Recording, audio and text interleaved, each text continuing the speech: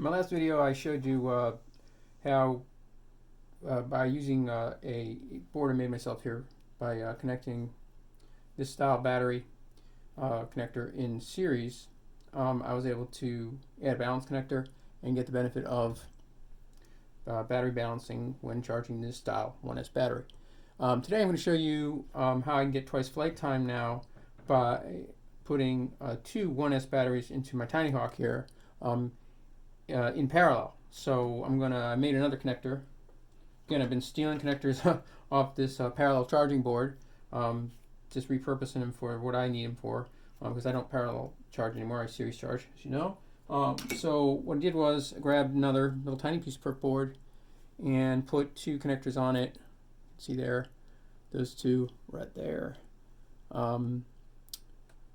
And these are actually in parallel because I'm running indoors on this style battery, and I had a bunch of these from my my newbie drone, and I've been repurposing them now. And by putting them on the TinyHawk, I can get about 4.5 minutes, almost 4.5 minutes now, which is great because the stock battery comes with the TinyHawk 1S. The 1S stock battery is a 450 milliamp, and these are two 300, so now we got 600 milliamps versus the 450.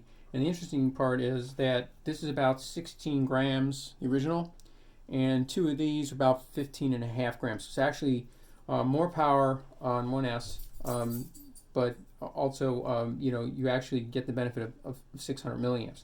So the way it works is you put them in this way, put them in like this, put the first one in, and then the second one in this